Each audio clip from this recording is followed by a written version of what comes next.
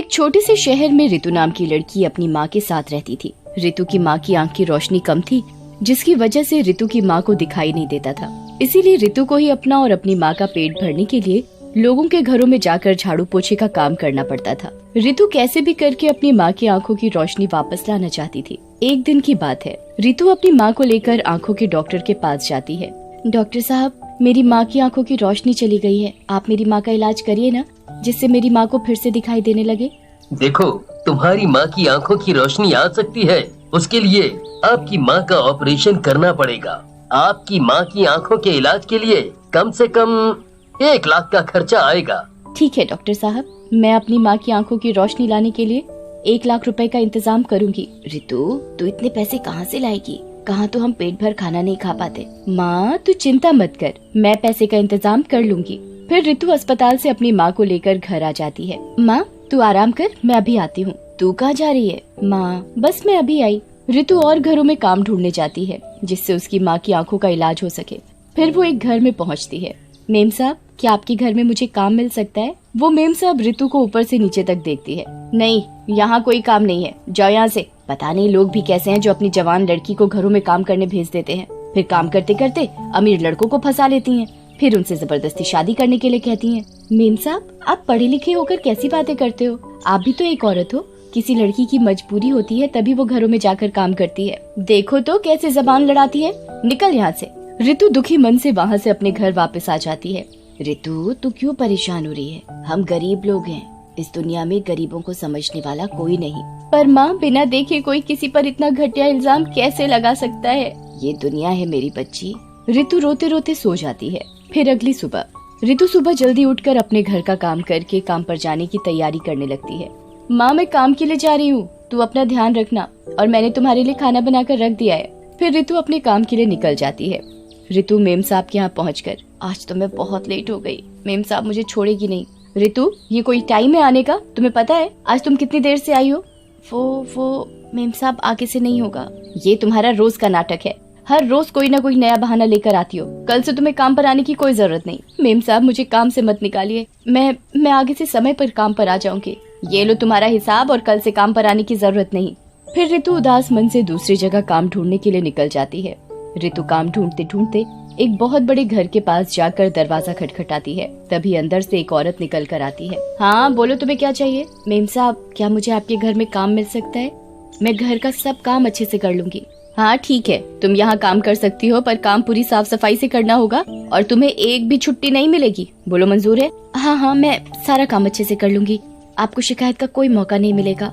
ठीक है, कल से तुम समय से आ जाना। ऋतु मन ही मन बड़ी खुश थी कि उसे एक और घर में काम मिल गया।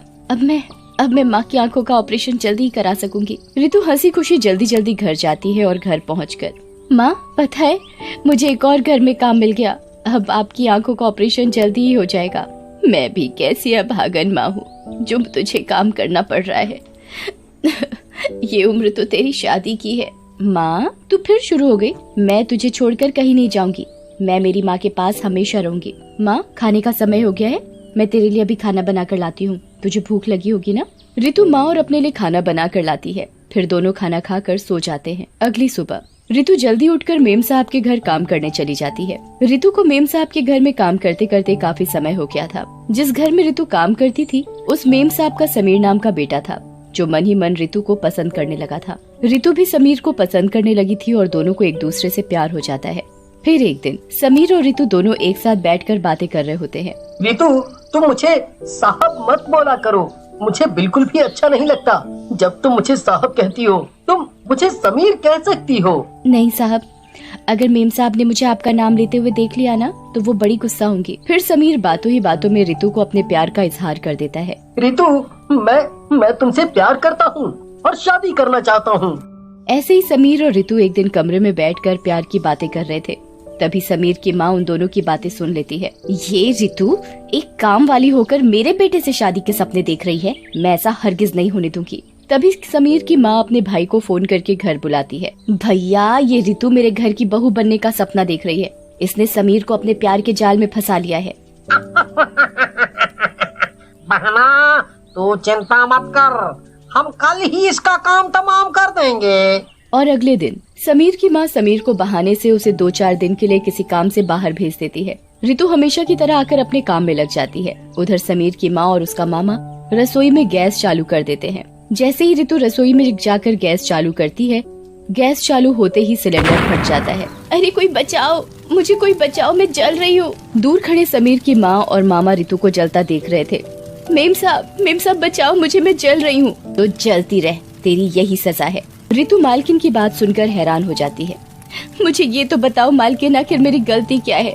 तुम लोगों ने मेरे साथ ऐसा क्यों किया? तेरी ये गलती है कि तू एक काम वाली होकर मेरे बेटे से प्यार करती है और उससे शादी के सपने देख रही है।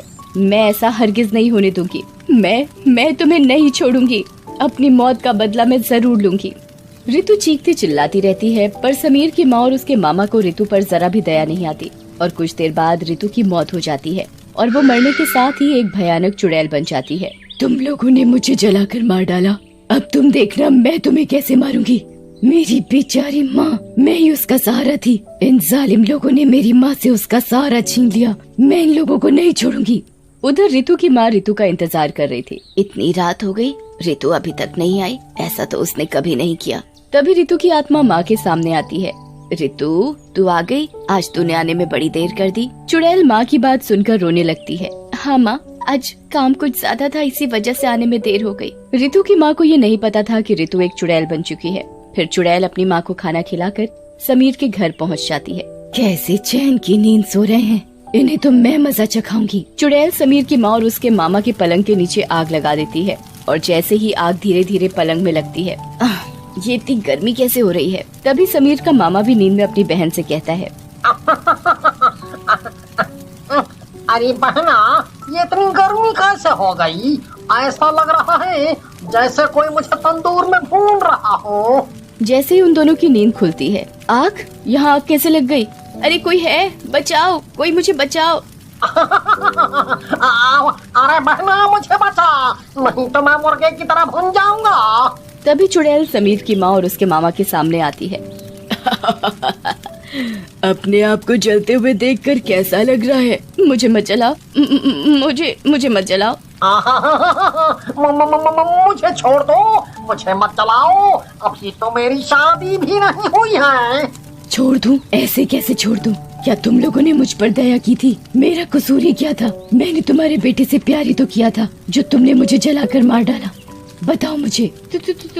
तुम मेरे बेटे से शादी करना चाहती थी और ये बात मुझे हरगिज बर्दाश्त नहीं थी कि कोई काम वाली मेरी बहू बने, इसलिए तुम लोगों ने मुझे मार डाला। अरे तुम लोग एक बार मुझसे कह तो देते, मैं खुद समीर की जिंदगी से दूर चली जाती। तभी समीर भी वहाँ आ जाता है और वो सारी बात समझ जाता है। समीर बेटा, हमें बचाओ, ये चुड़ैल हमें मार डालेगी। रितु, छोड़ दो इन्हें मत मारो, इनके किए की सजा इन्हें कानून देगा। समीर बेटा, हमें बचाओ, ये चुड़ैल हमें मार डालेगी। नहीं, मैं भी इन्हें जलाकर मार डालूंगी जैसे इन्होंने मुझे जलाया। मुझे मेरी माँ से दूर किया, मुझे तुमसे दूर किया। रितु, छोड़ दो इन्हें, अगर तुम मुझसे प्यार करती हो तो इन्हें छोड़ दो। चुड़ैल इतना सुनते ही कमरे में लगी आग बुझा देती है और समीर के गले लगकर रोने लगती है। मैं मेरी माँ का सहारा थी, मैं अपनी माँ की आंखों का ऑपरेशन कराना चाहती थी, सब खत्म हो गया, अब मेरी माँ कभी नहीं देख पाएगी। मैं कराऊंगा तुम्हारी माँ का ऑपरेशन, मैं तुम्हारी माँ का ध्यान रखूंगा।